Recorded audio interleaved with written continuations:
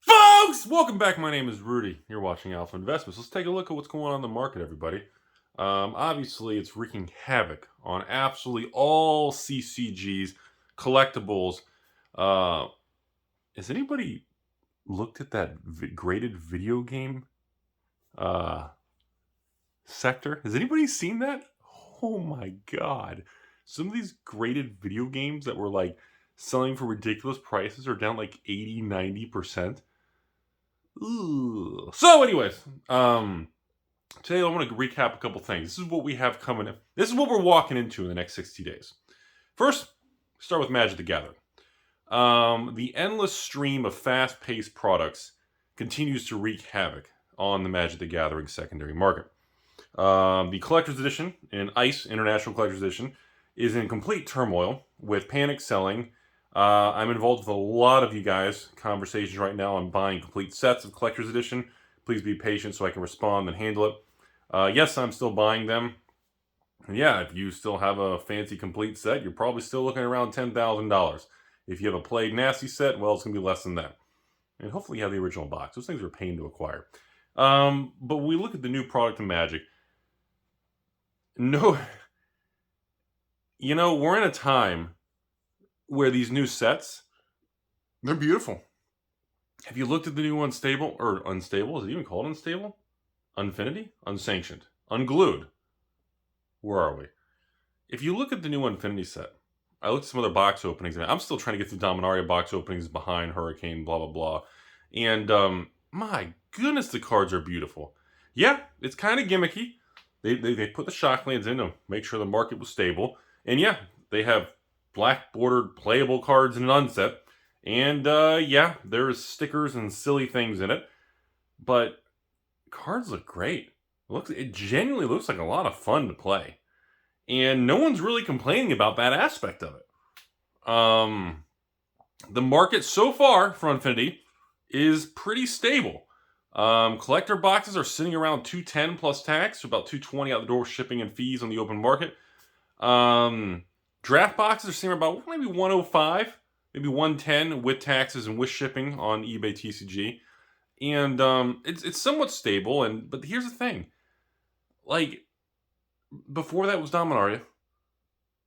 Before that, we have, the Double Masters. In between all this, we've got Warhammer. You've got all these supplemental products.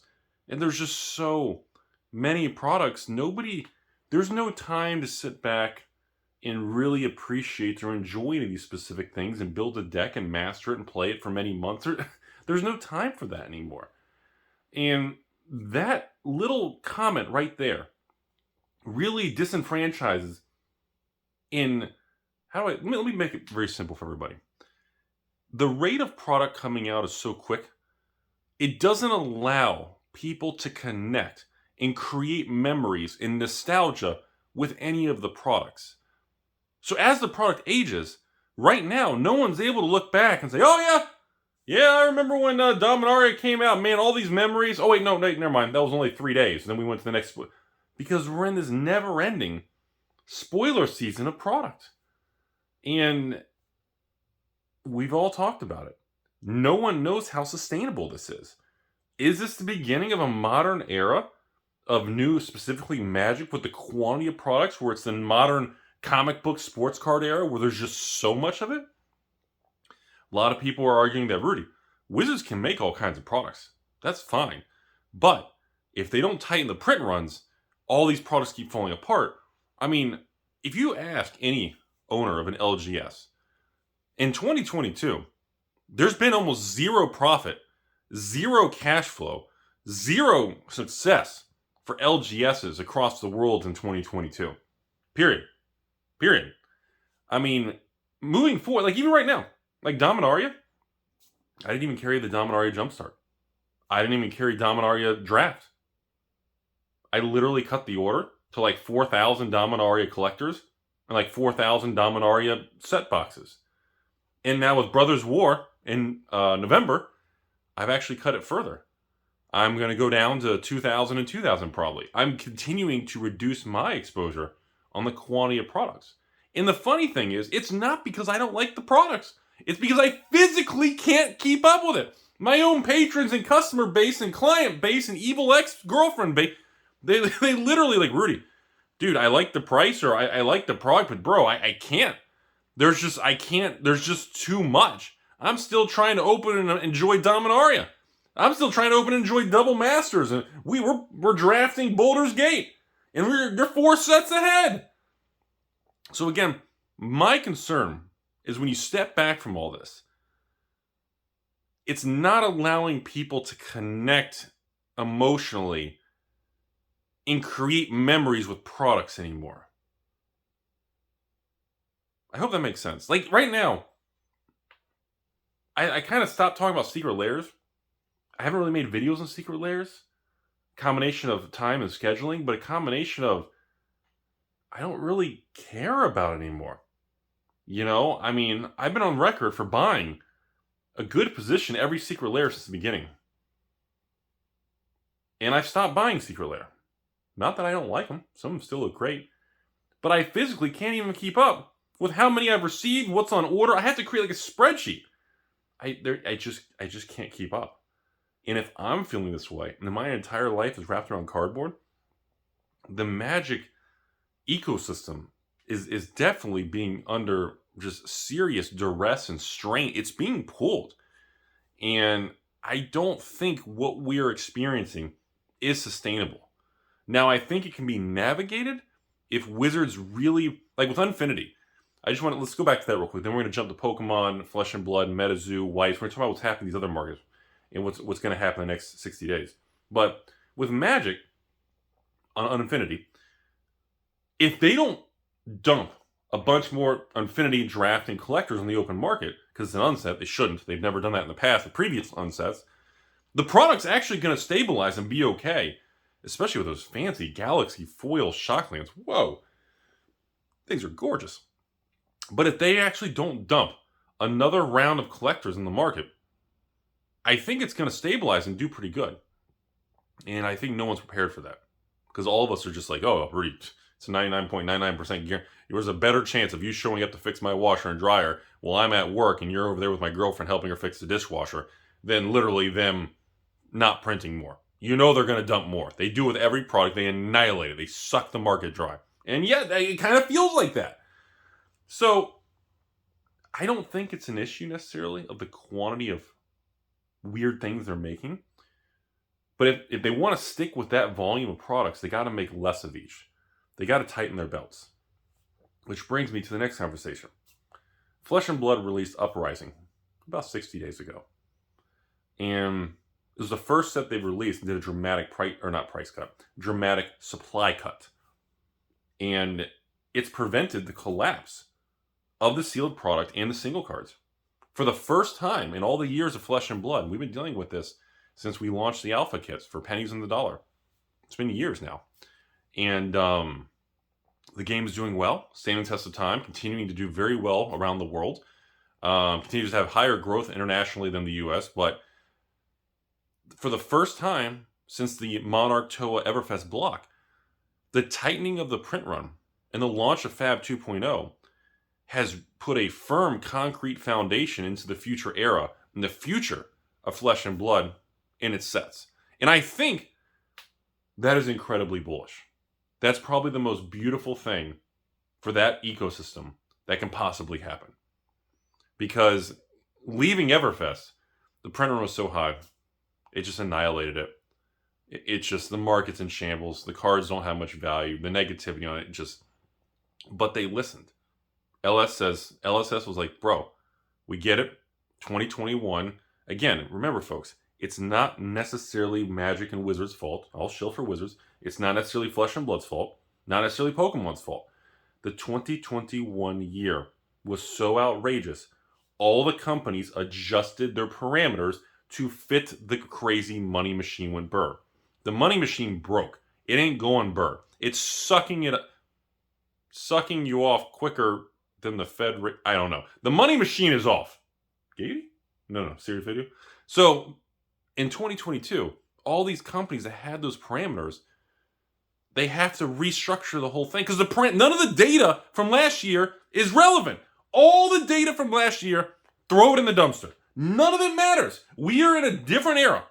The value of cash is no longer complete trash. Cash is not trash at all. Cash has value now. That hasn't happened in a long time. 1-year CDs through a brokerage firm are over 4%.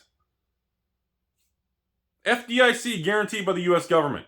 It's telling you the value of cash is no longer trash and it has actual value. Doesn't matter if inflation's 69%. The point is, holding cash is no longer deemed as stupid as it was for many years.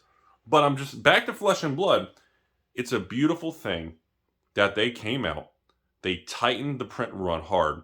They stabilized the market. The box prices of Uprising don't collapse at all. They're extraordinarily stable. The supply on the open market is about where it should be. And the single cards in the set, you can crack... A store right now can crack 60 boxes of Uprising if you are literally a single seller or if you have a local community or whatever it is, and you can sell singles. That's a big flipping deal. So that's where that is. Pokemon, same thing. They may have bought their own printers and all this stuff, all these millennial print group, but call it what you want. Pokemon's doing phenomenal. I don't see this Rudy, Rudy was talking about all this stuff and, Battle Styles, Chilling Reign, Evolving, Brilliant, or Astral Radiance and Lost Order, they're all going to be overprinted. No. The market for Pokemon is beyond what we can all comprehend. And the market is able to take it. The worst set out of all of it. What do you want to blame? Astral? Battle Styles? They're still between 90 and 100. Technically, probably already over 100 if you include taxes and shipping online. I mean, Evolving Skies on TCG Player is at almost $250 a box. And they just did the final reprint wave out to everybody like a month or two ago. I got 12 boxes. Woo! And, these companies have adjusted. Next up, so think about it. So we got the new Flesh and Blood Dynasty set coming November. I can't wait to start talking about that soon. And it's still a little ways off. But we got the next MetaZoo set, Seance. Another Halloween Nightfall Part 2. Fortune-telling, epic-looking packaging. You guys see? Oh my goodness. Beautiful packaging. The quality continues to get better on the packaging. The colors, the actual contrast. Oh my god, it's beautiful. And guess what?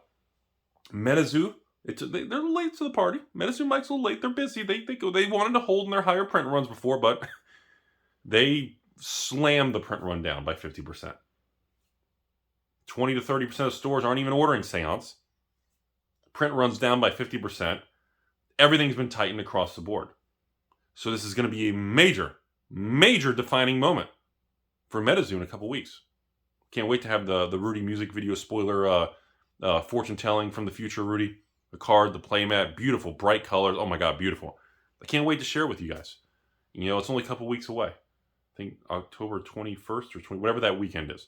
And I'm really curious to see how the market's going to handle with a lot less stores carrying it, with a tighter print run. And if you're a store, I would be very cautious on dumping this product because now you have a MetaZoo set. I mean, what are we on? Set 4? Set 5? God, time flies. And any form of Halloween style theme this time of year usually does very well. And it has the lower print run that Nightfall had a year ago. So I'm very excited about that. I can't wait to share that with you guys, but lay off the tacos. So next, coming up, we have Weiss. I'm starting to notice with this new Rascal Does Not Dream of Rudy set coming out here in a couple weeks. The quantity of stores, talked to a couple distributors, the quantity of stores, the quantity of boxes for sale dropped significantly. Just like MetaZoo, just like Flesh and Blood, just like Magic, the amount of stores ordering the new Weiss sets, the amount of supply coming in the market with the new Weiss sets, if I had to take a guess, is down 50 to 70%. It is slammed drop low. The sealed cases of booster box, starting with this Rascal set moving forward, stores have given up. A lot of stores aren't pre-ordering. A lot of stores just tank. I talked to 4 other stores in the Southeast, okay? And some of them ordered, 200 boxes, 180 boxes, 6 months ago. Now they told me all the same thing. No, 1 master case, 36 boxes. No, what'd you get? 2 master cases. No, 72 boxes. No, Past that, other people, half a case. So we're seeing the market restructure. The funny thing is, my concerns when I look at Magic, Pokemon, Flesh and Blood, MetaZoo, Weiss, and all these different, Force of Will, which is, I don't even talk about Force of Will much anymore because I can't even get the stupid boxes. I think the last patron sale I ran had enough for like 30 patrons, and have you seen that? And you can look at the price of the last Force of Will set. My God, I think it's already double. It's like 120, 130 a box. But it doesn't matter because they're so rare in the United States to get it in English in the U.S. It doesn't matter. So, if you can find it, great, good for you. But when I look at these things, I don't have concerns about MetaZoo and Flesh and Blood, the two new ones I've been a part of from the beginning, because they have listened to the market, they've restructured, they've tightened everything, and they're doing what they need to do to make sure they stand the test of time. I'm going to say it again. All these other Kickstarter CCGs, I've been getting screenshots and horror stories, and I'm not going to make blasts of some of these Kickstarter games that have just disappeared with people's money. They're not printing it. They're asking for more donations. They disappeared. They faked their own death. Dude, there's been some crazy stuff in the Kickstarter world. And again, I'm not going to blast these companies or people who, whether it was a scam, deliberate, they didn't know how to run it. I'm not going to go into that because I don't know. I don't know the people. I didn't talk to them. I can't comment. But I can tell you, most of all the other Kickstarter products, maybe excluding maybe 2 or 3 out of 100, they're all going to go to zero. And if anything ever comes to market, good luck. Because most people who ordered those last year, they just ordered to flip it for free tendies. And now that you can't even flip it for tendies. It's done.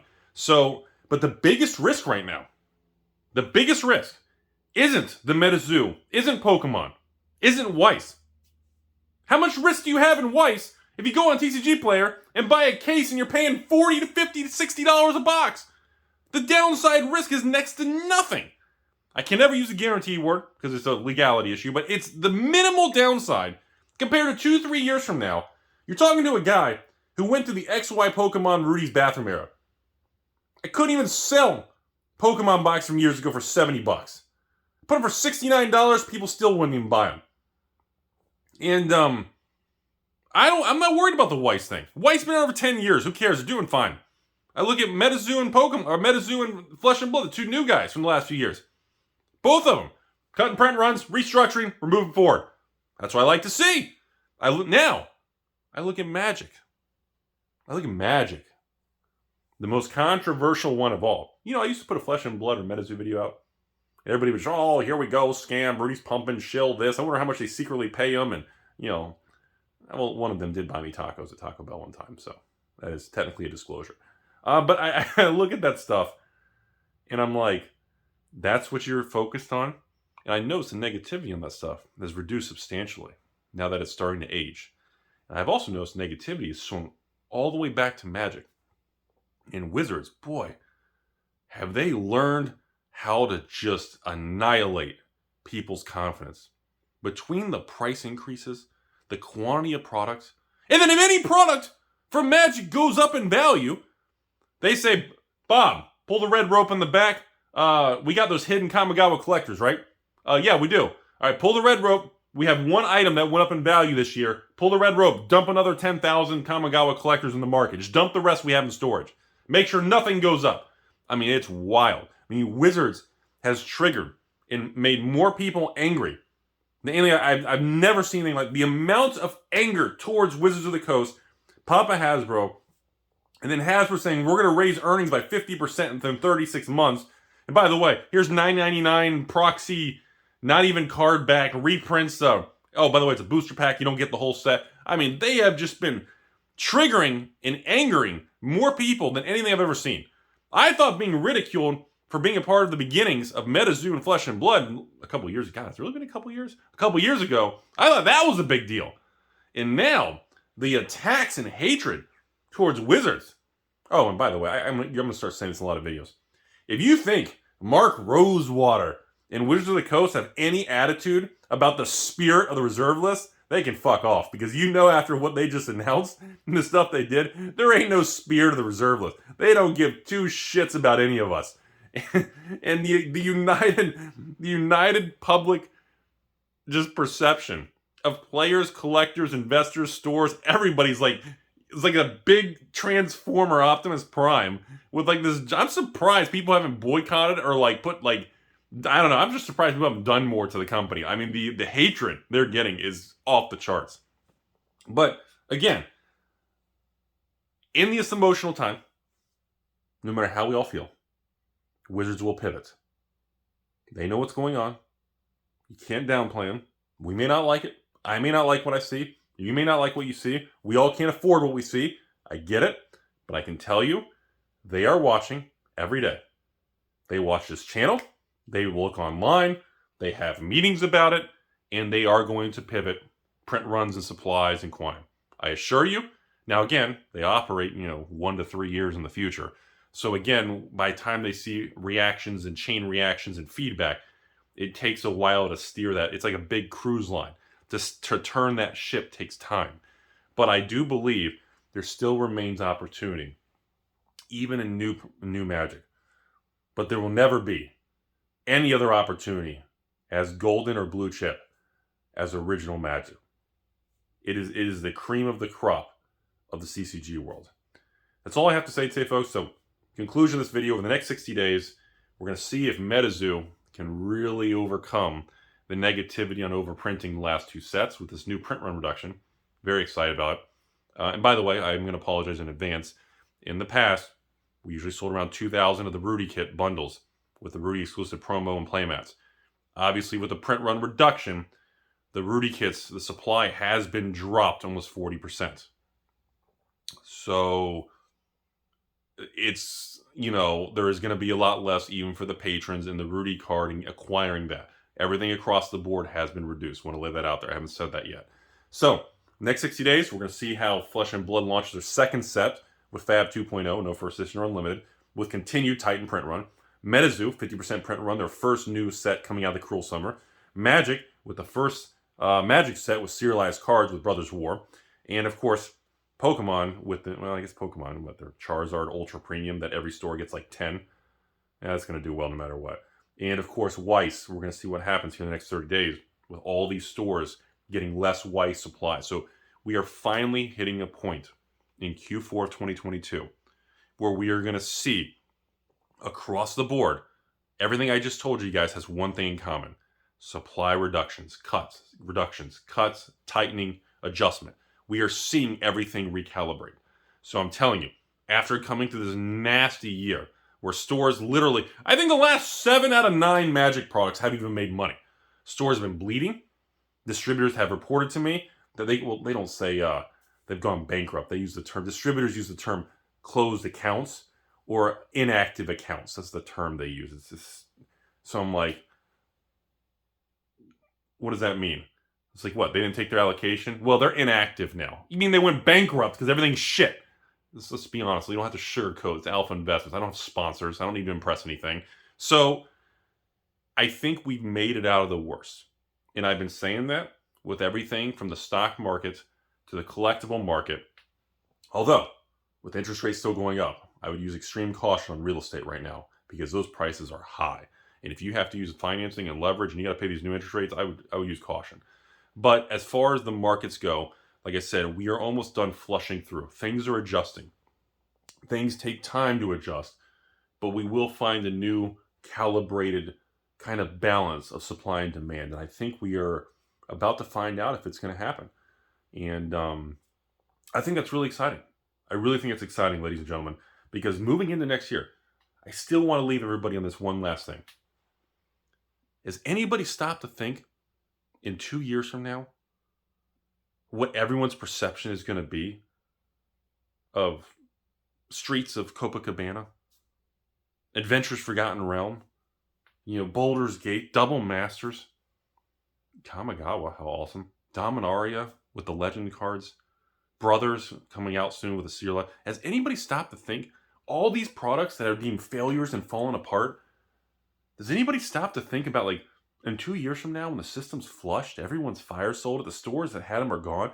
Like, do you realize how different all of our views, the views of all of us, are going to be on these products?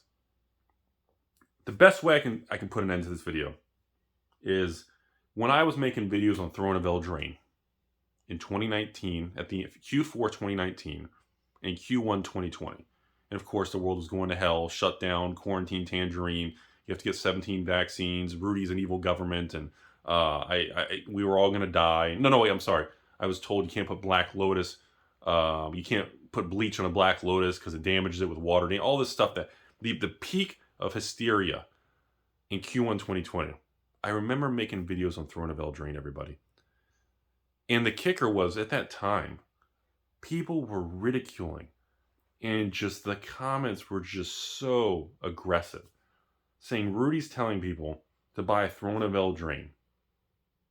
And the world's coming to an end, a global recession, end of the world. And I remember making videos telling you guys, even if you don't have much money, even the draft boxes, I was selling them for $82 a box ships. And here we are, 24 months later, and throwing a Bell drain, is it $200? Throwing a Bell drain's approaching $200 a box. So what? Shipping and fees, you net $160. Absolutely phenomenal considering the performance of everything else. So I just want everybody to remember, even in 2020, when everybody was just peak aggressive, hysteria, and angry, the end is near, I told everyone the same thing. No matter how much changes, it kind of remains the same. And I don't see any difference right now in Magic with the new Zendikar, Call Time, Strixhaven. I still think Strixhaven's way underpriced for out of print. AFR, Draft, and Collector is way undervalued for what they are. Even the garbage Hunt and Crimson. I mean, Kamigawa, Streets of Barry Manilow. These products are not going to go to zero. And I hope people can step back, even think about this stuff, and relate it to Magic of previous eras. When Rudy did the Pokemon bathroom, and all those XY and Roaring Skies, Primal Clash, Ancient Origins, I couldn't even sell those boxes. Pokemon Evolutions, I could barely sell. I couldn't even sell them for $79. Hell, I ran specials during the holidays for $69. Shipped! Roaring Skies, Pokemon Evolution, couldn't sell them. And now, I think Primal Clash, Ancient Origins, aren't these like $1,000 a box? I sold one case privately to a patron. And it was like $5,000 for a case of 6 boxes. And I remember asking that patron, because he was a 3-4-year-old patron, long-term, very kind individual. And he or she said to me, I just really wanted, I missed out. And I asked him or her, and I said, why didn't I looked at the records. You were a patron when I sold Ancient Origin boxes for $79. And I don't have any records you buying. He goes, well, I didn't believe in it. Everything was overprinted. I was watching all the YouTubers and everything, and everybody was so negative. I just got nervous. I didn't want to. I thought it was going to go to $40-$50. And now instead I'm buying it for $5,000 for a case. And it's just like, that's the risk of the groupthink and the risk of looking at everything right now and just seeing it in a single lens. All I see right now is I'm visualizing how I'm going to feel in 24 months, looking back and talking about all these products in this era. And that's going to be an incredible time for Alpha Investments and making videos. I'm going to go Taco Bell. Y'all have a great day.